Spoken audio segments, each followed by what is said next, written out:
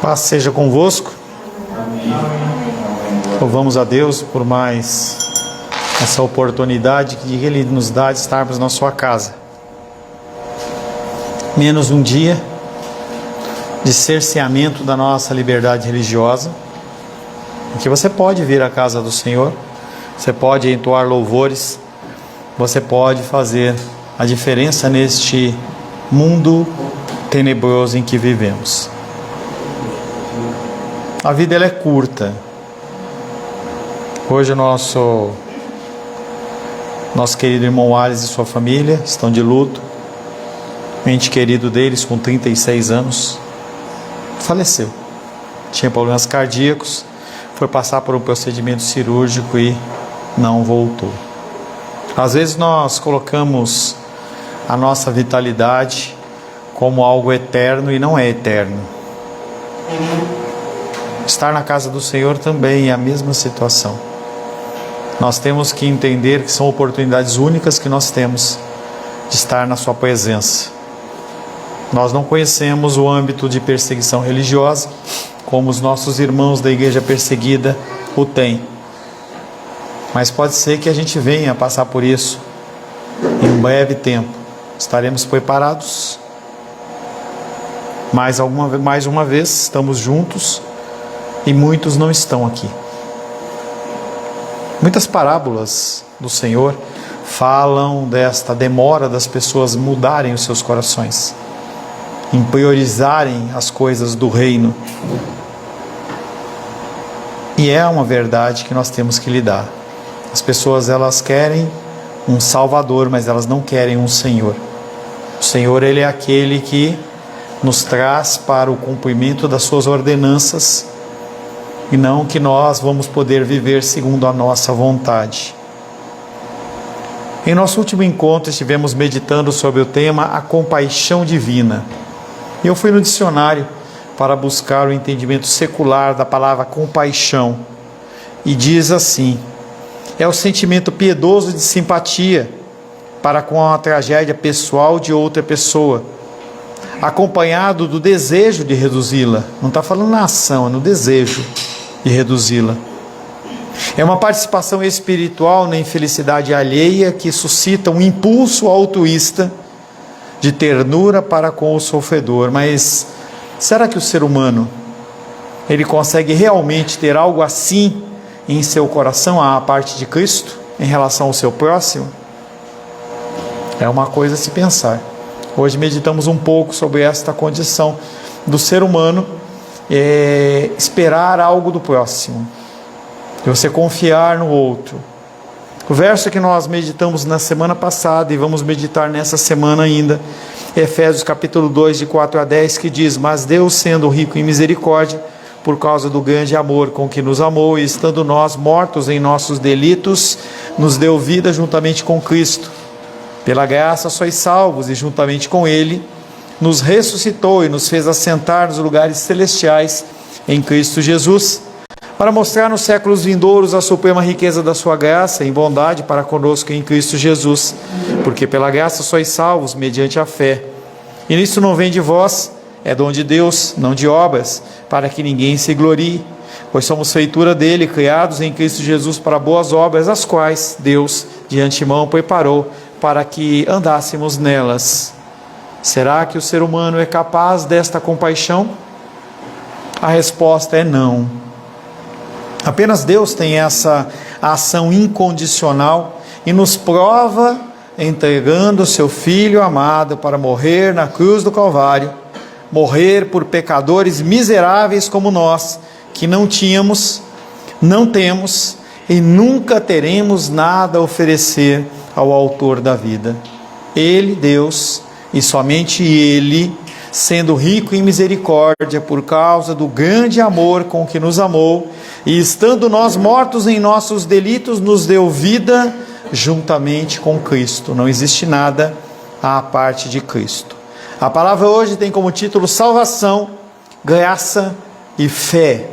Salvação, graça e fé. Conversei alguns minutos com o Vitinho lá no nosso devocional, no nosso discipulado, a respeito dessa condição de que a salvação ela é pela graça E a fé, ela é algo que anda junto com a graça. Quando Ele nos concede graça, nós automaticamente recebemos também a fé. Então, a salvação, ela vem pela fé em Cristo, mas ela vem originalmente também pela graça de Deus. É uma coisa que anda junto com a outra. As pessoas, elas têm dificuldades com duplas tarefas ou triplas tarefas.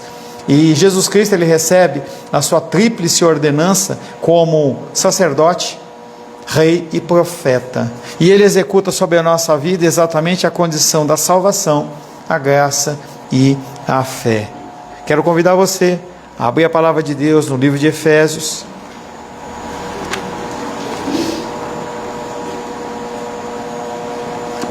Efésios capítulo 2.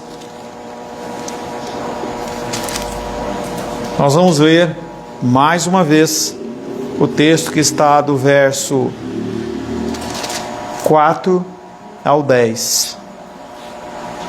Efésios capítulo 2, versos 4 ao 10. Vamos ler do primeiro. Efésios capítulo 2, versos 1 em diante. Assim diz a palavra de Deus: Ele vos deu vida, estando vós mortos nos vossos delitos e pecados, os quais andastes outrora segundo o curso deste mundo, segundo o príncipe da potestade do ar, do espírito que agora atua nos filhos da desobediência, entre os quais também todos nós andamos outrora, segundo as inclinações da nossa carne, fazendo a vontade da carne e dos pensamentos, e éramos por natureza filhos da ira, como também os demais. Mas Deus, sendo rico em misericórdia, por causa do grande amor com que nos amou, e estando nós mortos em nossos delitos, nos deu vida juntamente com Cristo, pela graça sois salvos. E juntamente com Ele, nos ressuscitou e nos fez assentar nos lugares celestiais em Cristo Jesus, para mostrar nos séculos vindouros a suprema riqueza da sua graça, em bondade para conosco em Cristo Jesus, porque pela graça sois salvos, mediante a fé. E isso não vem de vós, é dom de Deus, não de obras para que ninguém se glorie, pois somos feitura dele, criados em Cristo Jesus para boas obras, as quais de Deus de antemão preparou para que andássemos nela. Palavra do Senhor. Amém? Amém. Senhor, louvamos o teu nome, a tua palavra é bendita, a tua palavra é gloriosa, a tua palavra, Pai querido, transcende épocas, eras, partidos políticos, ideologias e doutrinas. A tua palavra é sobre tudo e sobre todos. O Senhor, Pai querido, determinou a sua palavra quando ainda não havia o tempo, e ela nos alcança nos dias de hoje. Estaremos, Pai, meditando nesses versículos de 4 a 10, mais uma vez. Pedimos e precisamos, carecemos do teu Espírito Santo. Que o Espírito de entendimento seja sobre as nossas vidas, porque temos um recado especial para cada um, de uma maneira especial, uma aplicação através do teu Espírito Santo. A palavra é uma, mas a aplicação são várias. Peço, Pai querido, que o Senhor me capacite como instrumento da tua vontade, a proclamar a tua palavra, sem mistura, sem a minha vontade, sem meu desejo, mas apenas segundo a tua vontade. Oro em nome de Jesus. Amém. Podem se assentar em nome de Jesus.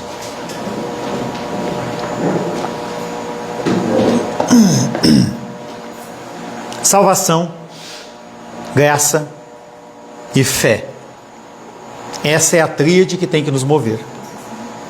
Não é alimento, casamento e trabalho, não é lazer, trabalho e dinheiro, ou realizações de qualquer sorte ou espécie.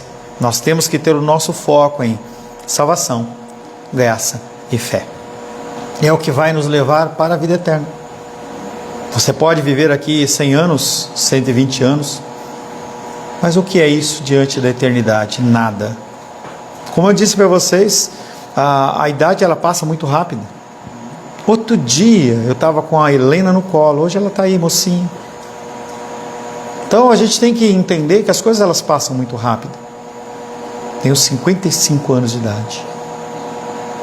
A gente fica olhando para essas situações e fica parecendo que o tempo ele não passa, mas o tempo passa. Mais dia, menos dia, nós vamos estar juntos lá na glória com o Senhor. Será que estaremos? Será que nós vamos realmente viver a eternidade com o nosso Senhor?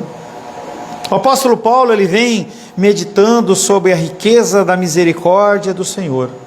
Uma misericórdia que não fica só no contexto de compaixão, só no contexto de impulso, mas ele age realmente. Nós finalizamos o nosso encontro da semana passada falando sobre o que Deus fez. Ou seja, numa só palavra, Ele nos salvou. Sim, entendemos que Cristo, Ele não veio por mim, Ele veio para glorificar o Pai através das Escrituras, mas Ele me salvou. E é um fato que nós não podemos nos desapegar dele. Nós temos que nos agarrar nessa questão, nesse fato, de uma maneira irrefutável, de uma maneira que você não mude o seu comportamento e o seu pensamento, porque através de uma só palavra Ele nos salvou. E na semana passada eu falei de um versículo que dentro da Igreja Católica Romana sempre me gravou. Não sou digno de que entreis em minha morada, mas dizei uma só palavra e sereis salvo. E foi exatamente o que Ele fez. Ele disse uma palavra e disse, ser salvo. Como Jesus olhou para o leproso e falou, ser limpo. Como olhou para o outro e falou, ser curado, ser vivo, e assim vai. Agora nós veremos por que estávamos mortos e no cativeiro fomos tornados espiritualmente vivos e entronizados. Mas por que Deus fez o que fez? Já confessei com os irmãos que uma irmã, uma certa vez, num discipulado, aconselhamento, ela falou assim, parece que Deus ele é depressivo, né? Tudo é para Ele, tudo tem que ser glorificação para Ele, tudo foi feito por Ele. E se a gente for pensar dentro do contexto humano, a irmã não está errada. O problema é que nós não podemos olhar para Deus segundo a ótica humana, mas segundo a ótica divina, que é o que as Escrituras nos apresentam. Mas continua a dúvida, por que Deus fez o que fez? Por que Cristo saiu do alto e sublime trono e veio aqui para resgatar miseráveis seres humanos como nós? Paulo vai além de uma descrição da ação salvadora de Deus e faz-nos compreender a motivação dele. Na realidade, a ênfase principal desse parágrafo é o que levou Deus a agir em nosso favor, mas não foi algo a partir de nós. Lembra daquilo que eu já falei para vocês? A causa primária é Deus.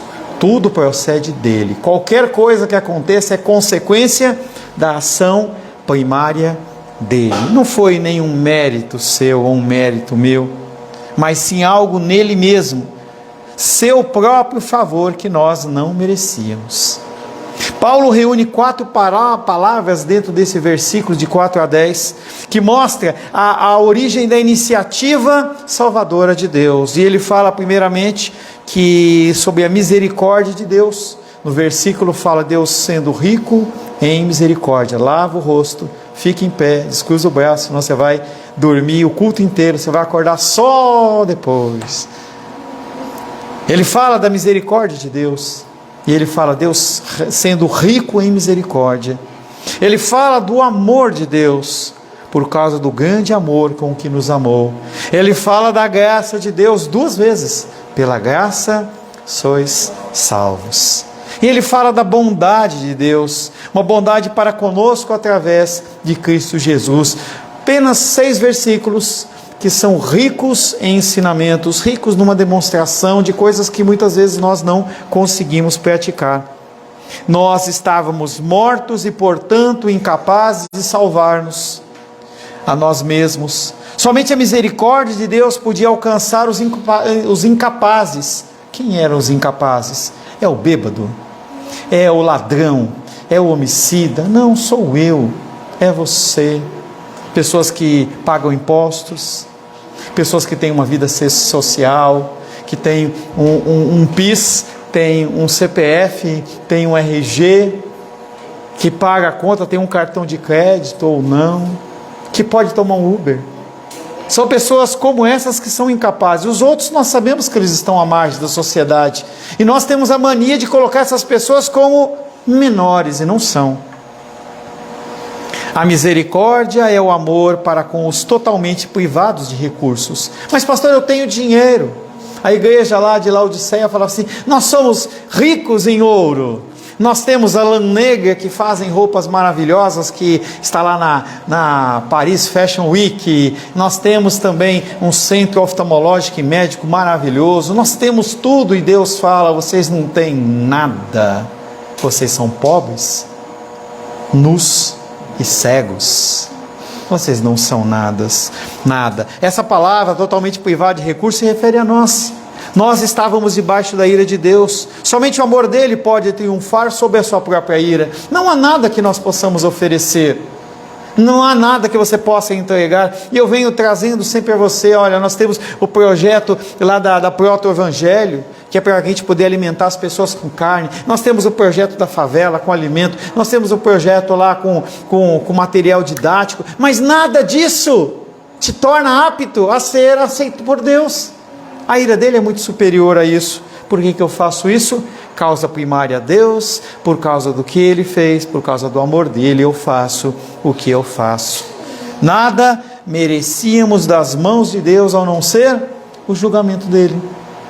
Por causa dos nossos delitos e pecados que se amontoam dia após dia, após dia, após dia. Eu lembro de um vídeo que eu deixei de upar lá para o nosso site, que mostrava um cara fazendo os cálculos, quantos pecados as pessoas cometem por dia, e fez uma estimativa, e aí ele foi passando no primeiro ano quantos pecados iam, e aí mostrava um bonequinho, uma pessoinha, e aí aqueles pecados eles iam se amontoando, e ele falou assim, quando ele estava com 70, 80 anos de vida, que ele morreu, tinha uma montanha de pecados. Essa é a minha condição e a sua condição. Nada merecíamos das mãos de Deus a não ser o seu julgamento. Somente a graça poderia nos salvar do que merecíamos, pois a graça é um favor imerecido, mas mesmo assim, nós continuamos com a questão, por que Deus agiu assim? Por que Ele fez o que fez? Por que Ele não continuou na Santíssima Trindade, dentro daquela perfeição divina, em que havia um relacionamento pleno, total e completo, de Deus Pai com Deus Filho, com Deus Espírito Santo, e um com o outro? Para que Ele foi criar essa confusão toda? Chamada planeta Terra, e colocar pessoas pecaminosas e com o coração endurecido como eu e você, movido pela sua pura misericórdia, pelo seu amor, pela sua graça e por sua bondade, porque tudo vem dele. Mas ainda ele nos salvou para mostrar nos séculos vindouros a suprema riqueza da sua graça. Efésios 2:7. Não era suficiente para ele estar feliz. Não era suficiente para ele a demonstração da graça entre os membros da Santíssima Trindade. Ele queria demonstrar a graça dele para você. Aleluia. Ele cria a minha vida e a sua vida para que ele possa exteriorizar. É como se você tivesse bens na sua casa, na sua vida, e você falasse, isso é demais para mim, eu tenho que dividir com as pessoas. Algo que aconteceu na igreja primitiva, exceto com Ananias e Safira. Por que eu tenho que ter tanto dinheiro no banco? Por que eu tenho que ter tanta comida na minha despensa? Por que eu não posso abençoar vidas? E aí a gente tem que começar a entender essa dinâmica de Deus, que Ele poderia ter ficado num egocentrismo e nunca você ia saber disso. É algo que eu gosto de pensar. Por exemplo, se Deus quisesse ter feito tudo preto e branco, você nunca ia saber.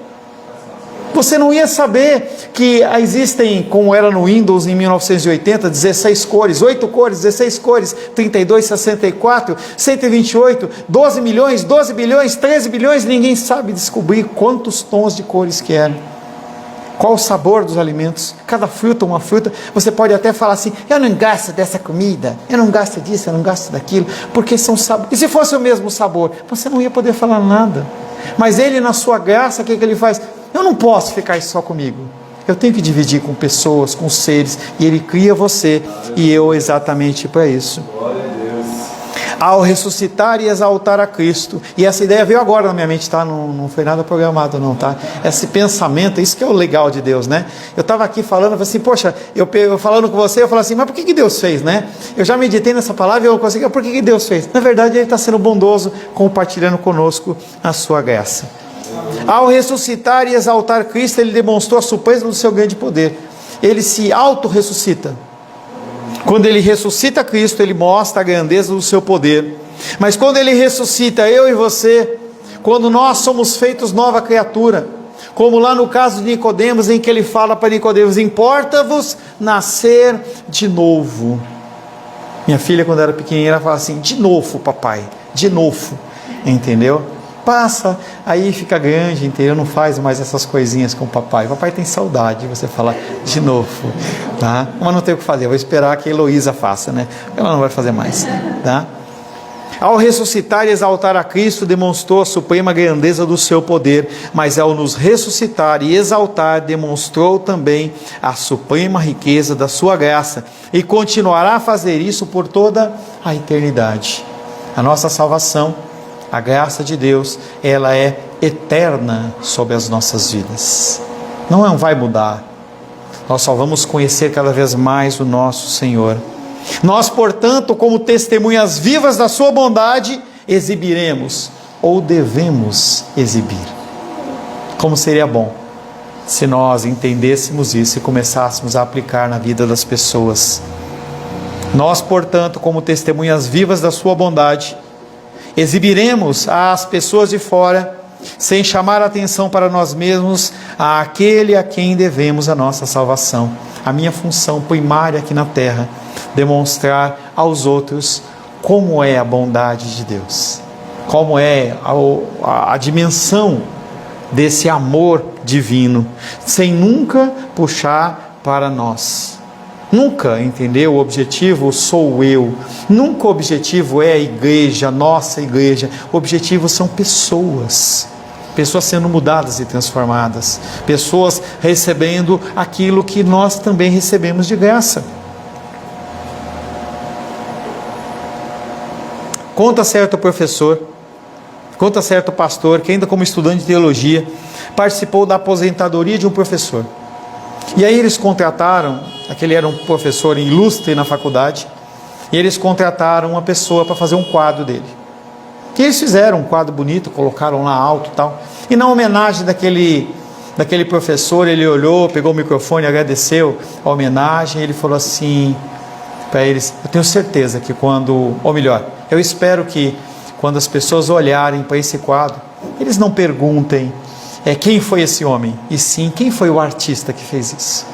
Porque é a minha situação e a sua situação. Nós éramos uma obra inacabada, cheia de defeitos, cheia de falhas, cheia de problemas. E o Senhor, Ele vem transformando a nossa vida de uma forma paulatina. Ainda há muito a fazer. As pessoas, elas acham que as mudanças e transformações, elas são automáticas. Elas não são automáticas. Tem vários casais, em especial em situações de problemas matrimoniais, de traição, que têm uma grande dificuldade de perdão. Nem eu entendo. E eu pergunto para as pessoas assim: você acha que é uma mágica? Você acha que eu sou um ilusionista? Em que fulano está casado com ciclano, ou fulano é sócio de ciclano, e aí um traiu, e aí eu vou fazer assim, plim, plim, plim, e aí a coisa fica normal. Não é assim. Não funciona dessa maneira. Eu sempre cito um casal que eu tenho acompanhado. Agora o rapaz, eu já dei alta para ele, ela ainda continua atendendo. E depois de um ano, aquele casal começou a se relacionar de novo. As pessoas têm que entender que as feridas, elas demoram tempo para curar. Não é algo rápido. É por isso que quando nós pensamos em matrimônio, quando nós pensamos na união de pessoas, nós temos que pensar de uma maneira construtiva. E aí nós temos aqui na nossa igreja vários casais de várias formas diferentes. Alguns começaram um pouco mais errado, outros menos errado, mas todos eles têm que ser trabalhados de uma maneira a eles poderem ilustrar e mostrar a figura de Deus, não chamando para si mesmo. Não há como fazer isso. Um paciente, depois de uma cirurgia delicada, é uma testemunha viva da habilidade do seu cirurgião. Um homem condenado, depois de ser perdoado, da misericórdia do seu soberano. Assim somos nós. Nós não temos que mostrar a luz em nós, em si a luz de Cristo em nós. Lembre de novo o conceito: tudo parte dele. Você não tem luz própria, você não é vagalume. Você é uma pessoa que transmite a luz de Deus. Assim somos nós, amostras da competência de Deus e troféus da sua graça. Quando as pessoas olharem para você e falar assim: poxa, você que estava naquela época fazendo isso, isso e isso, é isso mesmo. Tem um rapaz que eu estou atendendo que ele fala assim, quando ele é acusado, ele fala assim: é isso mesmo, eu era um lixo naquela época. Ele entende que a ação é divina de Deus. Então nós temos que exaltar sempre aquele que é o grande cirurgião das nossas vidas, o grande médico das nossas vidas. Nós somos amostras da competência de Deus e troféus da sua graça. Os versos 8 a 10 desenvolvem o tema da graça de Deus e explicam porque nas eras vindouras Deus demonstrará sua graça para conosco em Cristo Jesus. Deus nos mostrará sua graça, porque foi ela que nos salvou, a graça do Senhor que nos salvou, não há outra coisa. Quando as pessoas elas vierem trazer qualquer elemento, é o sábado, é isso, é aquilo, não. O que a Bíblia diz? Eu acredito em você, ou melhor, eu respeito você, eu acho que você realmente tem que caminhar no caminho que você acha que é o melhor, mas eu prefiro confiar nas Escrituras. Quando você sai por esse pensamento, não há como a pessoa repudiar você, porque você não está atacando ela. Então, quando as pessoas, no curso que eu dei lá, elas começaram a se indignar quando eu falei da imutabilidade de Deus, em que elas achavam que elas tinham realmente uma participação, e eu falei que não tinham, que eram apenas uma consequência, eu não tenho como me preocupar ou querer que a pessoa ela mude. Não, ela muda se Deus convencer. E eu falava assim, olha, se realmente Deus te convencer, você muda.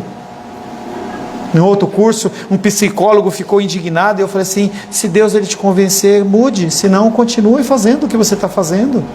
Você não tem que mudar o seu caminhar porque alguém falou. Quem sou eu, Paulo, para mudar alguma coisa na sua vida? Eu não sou nada. Não sou nada. Eu gosto de usar sempre aquele exemplo de uma pessoa num alto prédio. Não dá para ver se eu tenho 1,80 m ou se a Helena é mais alta que eu. Não dá para ver, é tudo igual. Deus olha para nós de uma maneira igual. Não há nenhuma diferença entre nós. Todos nós somos criados à imagem e semelhança do nosso Deus. Porque pela graça sois salvos mediante a fé. Isso não vem de vós, é dom de Deus. Aqui temos 3 palavras fundamentais das boas novas cristãs, que são exatamente o título da nossa palavra: a salvação, a graça e a fé. A salvação é mais do que o perdão. É mais do que ele não imputar sobre a sua vida a pena do seu pecado. É a libertação da morte, da escravidão e da ira, descritas nos versos 1, 2 e 3. A salvação é muito mais do que o perdão. Inclui a totalidade da nossa vida em Cristo. A nossa vida que não é composta só de corpo, alma ou espírito, mas é um ser único que é composto de uma unidade. E nós temos que ser tanto espirituais, como emocionais, como carnais, dentro dos princípios da palavra de Deus. Inclui a totalidade da nossa vida em Cristo, juntamente com quem fomos vivificados, exaltados e feitos assentar no âmbito celestial, nos tronos. A graça é a misericórdia de Deus, livre e merecida para conosco, e é a confiança humilde com que nós a recebemos. Você não tem mérito nenhum. As pessoas elas acham que o amor de Deus é meritório. Eu faço e recebo. Eu trabalho 30 dias e recebo meu pagamento. Não funciona dessa maneira. Todos os trabalhos com que eu me envolvo são sempre dentro do campo missional. Eu não faço para ganhar dinheiro. Se fosse para ganhar dinheiro, eu faria outras coisas. Faria. Já comentei com vocês, não vou falar de novo. Várias oportunidades ocorrem. Várias oportunidades. Se eu quisesse ganhar dinheiro, eu ia ganhar dinheiro de outra forma. Então tudo que aparece é dentro do campo missional, porque eu entendo que essa condição é uma condição imerecida. Eu estou o pastor de vocês, eu não sou o pastor de vocês. Para reforçar essa declaração positiva de que fomos salvos somente pela graça de Deus, por meio da confiança em Cristo, Paulo coloca 2 frases dentro do âmbito negativo, e ele fala, não vem de vós, mas vem de dom de Deus. Ele já tinha afirmado isso, mas ele fala de uma forma negativa, que quem sabe, pega no tranco o nosso cérebro. Isso não vem de vós, é dom de Deus. E ele fala, não é de obras para que ninguém se glorie. Não adianta você trabalhar, mas você trabalha porque você é salvo e não para ser salvo. As pessoas elas tinham que entender esse contexto, elas tinham que entender esse pensamento, porque elas iriam agir de uma maneira diferente. Estávamos mortos e teríamos que ser vivificados para podermos crer. Não tem como você crer sem ser vivificado. As pessoas que já fizeram discipulado comigo, quando nós meditamos no Ordo Salutis, fica muito claro isso. A condição do trabalhar escalonado e progressivo de Deus, até que chegue um momento que nós vamos ser levados à glória do Senhor. A salvação ela é um dom de Deus, mas os cristãos não se sentem bem com essa situação, pois o seu orgulho leva a querer reivindicar participação na salvação, e o grande problema é esse. Eu não quero algo de graça, eu quero algo em que eu participo, em que eu posso, pelo meu mérito, dizer, não, eu mereço mais do que o Moisés, eu mereço mais do que a Rosângela, porque eu fiz mais. E a gente vê isso naquela parábola. Poxa, espera um pouquinho, o cara começou a trabalhar às 6 horas da manhã, e o outro começou a trabalhar às 18 horas da tarde, trabalhou 1 hora só, e quer dizer que ele vai ganhar o mesmo salário? Vai, porque não é por mérito. E o dono da seara fala, o dinheiro é meu. Jesus fala, a salvação é minha. Quem foi imaculado no pecado fui eu, não foi você. Não se trata da nossa realização, isso não vem de você, Helena, nem como recompensa por qualquer dos nossos atos de religião ou de caridade, não de obras. Não havendo então lugar para o mérito humano, também não há lugar para a arrogância humana, não há lugar para o orgulho humano. Você recebeu de graça, não porque você merece, porque Ele quis conceder.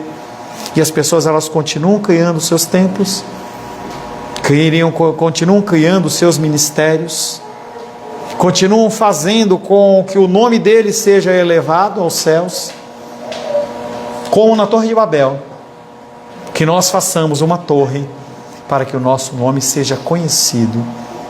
Como aquele exemplo que nós falamos, eu não quero que você lembre de mim, eu quero que você lembre de Cristo. Haverá um tempo em que nós não estaremos juntos. A regra natural é que eu morra antes de vocês. Essa é a regra natural. E eu não quero que vocês olhem como se fosse um quadro na parede, assim, olha, que homem de Deus. Não. Olhe para Cristo. Olhe para Cristo. É isso que nós temos que fazer, olhar para Cristo, olhar para Cristo. Não haverá nos altos céus uma demonstração de nós mesmos, mas sim uma demonstração da incomparável riqueza da graça, da misericórdia e da bondade de Deus por meio de Jesus Cristo. É através de Cristo que nós temos o que temos. Podemos imaginar que Paulo já ensinou sua lição. Bom, pode encerrar, pode finalizar. Paulo não está pronto para passar para outro tópico, enquanto ele não trabalhar de uma maneira profunda todos os elementos da palavra. Ele está decidido a não deixar o tema até que tenha exposto tirando qualquer possível mal entendido. Assim ele vem e acrescenta, além das afirmações negativas, uma afirmação positiva, decisiva e gloriosa. Pois fomos feitura dele, criados em Cristo Jesus para boas obras. Nós somos criados para boas obras, as quais ele de antemão preparou para que andássemos nela. Tudo que você faz de bem, você faz por causa dele. Ele preparou o caminho para que você pudesse fazer. Se eu estou pastor aqui, é porque Deus, desde antes da eternidade, Ele preparou para que esse humilde servo, esse grande pecador, pudesse estar dando diante de vocês, falando algumas verdades que estão nas Escrituras. A primeira palavra da frase na posição de ênfase é dele. Paulo já declarara que a salvação não é a nossa realização. Agora não apenas declara o oposto, ou seja, que é a realização de Deus, mas vai além. Deixa para trás qualquer ideia de salvação como algo isolado, fora e à parte de nós mesmos. O que somos agora? Somos feituras de Deus, homens e mulheres sendo formados à sua imagem, conforme a sua semelhança. As duas palavras falam de criação. Até essa altura, Paulo já descreveu a salvação em termos de ressurreição dentre os mortos e uma libertação da escravidão e um salvamento da condenação. E cada uma dessas descrições declara que a obra é de Deus, porque os mortos não podem se ressuscitar a si mesmos. O próprio Cristo, Ele não se ressuscitou. Quem ressuscitou foi Deus Pai, através do Espírito Santo. Nem pessoas presas e condenadas podem libertar a si mesmo. E conforme eu estava fazendo a meditação hoje à tarde, fazendo uma repassada na palavra, o que me vinha à tona é aqueles filmes do Velho Oeste, em que aquele bandido fora da lei, ele estava lá na cadeia, e aí os caras tinham que salvar ele. Ele não conseguia, ele tentava sair, e aí eles amarravam a sela do cavalo lá na grade, né, que dava para fora, que dava para a ruazinha lá, e o cavalo vinha e puxava e derrubava tudo, e aí o cara saía, subia no cavalo e ia embora. Não tem ninguém que consegue se salvar a si mesmo. Não há como. E aí quando nós falamos sobre salvação, você pode pensar N opções, N situações. E a mais clara dos últimos dias foi a visão lá na Síria, quando teve terremoto, em que mostrava toneladas e toneladas de concreto, um vãozinho desse tamanho assim, um pouco maior assim, e aí a cabecinha de uma criança do tamanho da Helena lá no fundo, e aquela criança no escuro, e não morreu. E aqueles homens vão armando, faz de um jeito, faz de outro, vai lá e resgata aquela criança viva. Outra coisa bem forte que me vem, outra coisa forte que me vem, há um tempo atrás, houveram crianças que entraram numa caverna, não sei se você lembra dessa, e aí aquele mar ele começou a subir, e aquelas crianças não conseguiam sair dali. Eu pessoalmente, eu fiquei imaginando que terror deve ter sido aquilo. Pessoas morreram tentando fazer a chegada lá naquele negócio. E aí eles foram, porque não sei se tinha espaço para tubo de oxigênio, eu não lembro muito bem da história. Eu sei que era um negócio traumático, a pessoa passa, eu tenho pavor disso. A gente vê naqueles relatos do Facebook lá, a pessoa ela entra no meio de duas pedras, aquele rio correndo, ela entra no meio das pedras e sai do outro lado. Eu não fazia aquilo de jeito nenhum. De jeito nenhum. Imagina você ficar preso num negócio daquele. Salvação que só vem através de Deus. Não tem como isso acontecer. O que somos agora? Feitura de Deus. Nós somos sua obra de arte em Cristo Jesus. Cada uma dessas descrições declara que a obra é de Deus, porque os mortos não podem se ressuscitar, os presos não podem se libertar a si mesmos. E agora o apóstolo Paulo explana a questão sem deixar a mínima sombra de dúvida. A salvação, ela é a própria criação. É, na verdade, a nova criação. Qual é a sua salvação? A sua salvação é você sendo feito uma nova criatura. Não a antiga Rayane, ou a antiga Menísia, ou o antigo Eli, não são pessoas novas, que ainda têm um caminho longo para trilhar. Todos nós temos um caminho longo para trilhar. Se assim não fosse, Deus já nos tinha levado embora para Ele. Se nós tivéssemos cumprido o nosso trabalho aqui na terra, você seria levado para que você não fosse contaminado. A linguagem da criação é sem sentido se nós não pensarmos num Criador. Por isso que as pessoas elas ficam lutando com o contexto de teoria da evolução, mas não bate você conseguir tentar entender tudo isso sem alguém criando tudo isso. Entenda, não é que nós permanecemos passivos e inertes, ou que nós somos fantoches. Muitas vezes isso sai da sua boca. Pastor, parece que nós somos fantoches. Você não é fantoche. Alguns cristãos têm pensado assim, e supõem que a doutrina de Paulo da salvação pela graça somente nos encoraja a viver do pecado. E eu falei há 2 cultos atrás, muitas pessoas falam assim: salvação para sempre? Quer dizer que eu posso fazer o que eu quiser, eu posso pecar do jeito que eu quiser? Claro que você pode. Só é uma atestação de que você não é filho de Deus, nunca foi. Essa pessoa vai encontrar Cristo e vai falar assim: mas eu curei, eu preguei, eu falei. E ele vai falar assim: eu nunca te conheci. Olha, não é que eu te conheci e você se perdeu, eu nunca te conheci. Essas pessoas estão inteiramente enganadas. As boas obras, elas são indispensáveis para a salvação, mas não como causa, e sim como consequência e evidência. Não somos salvos por causa das nossas obras, mas sim somos criados em Cristo Jesus para boas obras. No verso 8 e 9 ele fala que nós fomos criados para boas obras. Mas no verso 10 ele fala: mas nós somos criados para boas obras através de Cristo Jesus. É uma ligação que não tem separação. Nós vemos pessoas fazendo obras sociais, mas que motivação? Qual é o fim principal dessas coisas?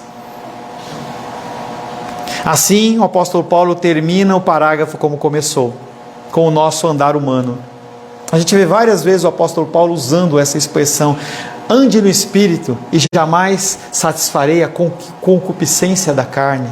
Esse andar, essa condição do andar humano é uma expressão hebraica, que mostra uma condição de uma maneira de viver. Este caminhar tem a ver com um modo de vida. É algo que eu tenho aprendido bastante com a minha esposa, em que ela fala: não é só fazer isso, tem que ter uma mudança de mente, que é algo que o apóstolo Paulo fala em Romanos 12:2, que é que nós temos que mudar a nossa mente, nós temos que renovar a nossa mente através da palavra. Não são novos ensinamentos. Agora eu aprendi que tem que ser batizado. Aí o João Batista olha e fala assim: quem ensinou vocês a fugirem da ira vindoura? Porque eles acharam que era mais um conceito. Não é mais um conceito, é o conceito, é a forma de agir. Antigamente andávamos em nossos delitos e pecados, nos quais o diabo nos prendera. Era o nosso modo de agir. Agora andamos nas boas obras, conforme Deus eternamente planejou que fizéssemos. O contraste entre as duas vidas, ela tem que ser total e completo, não pode ter semelhança. Você não pode olhar para a vida anterior e falar assim: essa vida anterior é o que me refletia, que bons tempos. Para com isso. Bons tempos que nada. Você estava perdido, você era escravo. Como que era bons tempos? O povo de Israel sai do Egito e fala assim: que saudade dos pepinos do Egito. Saudade. Os caras trabalham de sol a sol para construir pirâmide. Até hoje a engenharia não mostra, não explica direito como é que os caras levantavam aquelas pedras de toneladas. Uns colocam os marcianos na história, fala que levanta através do disco voador. E os caras estavam com saudade dos pepinos. Que saudade. Naquela época eu não tinha Cristo. Naquela época eu achava que a força era do meu braço, era eu que tinha que resolver tudo. Eu não tinha confiança num Senhor e num Salvador. É o contraste de dois estilos de vida, o mal e o bom. E por trás deles dois senhores, o diabo e Deus. O que poderia ter ocasionado semelhante mudança? Por que você deixou de ser mal e passou a ser bom aos olhos de Deus? Por que você era filho da ira e passa a ser santo, separado, salvo, justificado? Somente uma nova criação pela graça e pelo poder de Deus pode explicar isso. Por que você não está em casa? Tem pessoas que estão em casa hoje. Não porque não podem, porque não querem. Está com preguiça. Ah, vou sair de casa, eu tenho internet, eu assisto. O culto é igual, é nada. É nada. Experimenta você olhar um filme de alguém fazendo uma carne suculenta, ou uma salada linda e maravilhosa, e o cara pode até trazer para você o aroma num spray, alguma coisa assim. Se você não experimentar, você nunca vai saber o gosto. É algo semelhante. A pessoa estar aqui, sentir a atmosfera de Deus, a presença do Senhor, o calor dos irmãos, tanto físico como espiritual, isso não tem paga. E é algo que já prefigura algo que vai haver na eternidade. É o contraste entre dois estilos, o mal e o bom, diabo e Deus. As expressões-chave do parágrafo são: mas Deus, no verso 4, e pela graça, versos 5 e 8. Paulo não nutre ilusões a respeito da moralidade da raça humana. Você nutre e você se frustra. Você acha que as pessoas elas são boas, elas não são boas. Não são boas. Paulo recusou-se a passar uma mão de cal na situação, pois isso poderia levar a propostas de soluções superficiais de sua parte. Às vezes eu fico olhando, e eu fico meditando, eu falo assim: caramba, a gente tem tão poucos membros, né? Eu jogo tão pesado com as pessoas. Será que eu não deveria jogar mais leve? Para as pessoas se sentirem melhor. O apóstolo Paulo, a minha titia falecida, quando ela congregava lá em São Paulo, com o pastor dela também falecido, era pastor da Menísia também, diz que o pastor lá, ele começava a pregar e ele era duro na palavra, o pastor Abel, duro na palavra, mas chegava um momento, ele olhava assim para a carinha de um outro com sono, o outro tristinho, o outro cabisbaixo, aí ele amansava. E aí a minha tia entrava no gabinete depois do culto e falava assim: pastor Abel, por que o senhor fez isso? O senhor estava indo tão bem. E ele falava assim: ô filha, eles sofrem tanto durante a semana, a gente tem que trazer uma palavra de consolo para eles. E eu fico pensando, será que seria uma coisa boa? Mas sempre eu caio na mesma condição como Paulo. Se eu passar uma demão de cal na situação, se eu não chamar a atenção e perguntar: por que você não veio no dominical? Por que você continua nessa condição? Todos. A Esther ontem falou assim: pastor Paulo, amanhã eu vou no culto e vou à noite, vou no dominical. Ela não veio de manhã. Eu falei assim: por que você faltou? Ai, pastor, a palavra foi para mim. Eu falei: por que você não veio? Ela é tão pecadora que ela não responde. Entendeu? E agora, depois que inventaram o WhatsApp, aquele negócio que o cara lê a mensagem e ninguém sabe que você leu, ainda mais, poxa, eu não vi, entendeu? Pode até não ter visto. Eu não vou largar o pé das pessoas, eu vou continuar independente do número de pessoas que tenho. Paulo não nutria ilusões a respeito da moralidade da raça humana e eu também não o faço. Pelo contrário, Paulo começou esse parágrafo com um retrato fiel do homem na sua sujeição a 3 poderes terríveis: o pecado, a morte e a ira. E a gente falando agora da graça, da salvação, da graça e da fé. No apóstolo Paulo começa falando exatamente do contrário: o pecado, a morte e a ira. Quem que está nesse meio? A graça de Deus, o poder de Deus, o amor de Deus. Porém, recusou-se a cair em desespero. Quando Paulo olhou para a vida dele em pecado, a vida dele de morte, a vida dele de ira, ele não entrou em desespero, porque ele acreditava em Deus. É verdade que a única esperança para os mortos se acham numa ressurreição. Não tem outra esperança. Não há outra esperança. Mas afinal, o Deus vivo é o Deus da própria ressurreição. Mais ainda, Ele é o Deus da criação. As 2 comparações indicam a necessidade indispensável da graça divina. As pessoas, elas precisam entender que eles são pecadores e eles carecem da graça de Deus. Eles precisam de Deus. A ressurreição ocorre dentre os mortos e a criação ocorre a partir do nada. A criação ocorre a partir do nada, chamada fiat lux, como fósforo. Criação a partir do nada, ex nihilo. Criação a partir do nada. Então o Senhor, Ele cria a partir do nada. Ele foi o único ser que criou a partir do nada. O resto é criado a partir de alguma coisa, porque Ele é a causa primária de todas as coisas. A ressurreição ocorre dentre os mortos e a criação ocorre a partir do nada. Este é o verdadeiro significado da criação: nós morrermos para termos vida, e termos vida para nós morrermos. Amém, queridos? Senhor, em nome de Jesus, louvamos, adoramos e bendizemos o Teu nome por mais este bloco de ensino e de meditação, Pai. Agradecemos, Pai querido, porque o Senhor tem graciosamente nos trazido, Pai querido, o entendimento da Tua palavra. Que nós possamos, Pai querido, ouvir a Tua palavra, que nós possamos proclamar a Tua palavra e que nós possamos crer na Tua palavra, viver a Tua palavra. Agradecemos ao Senhor e pedimos que o Senhor mude e transforme os nossos corações. Louvamos, adoramos e bendizemos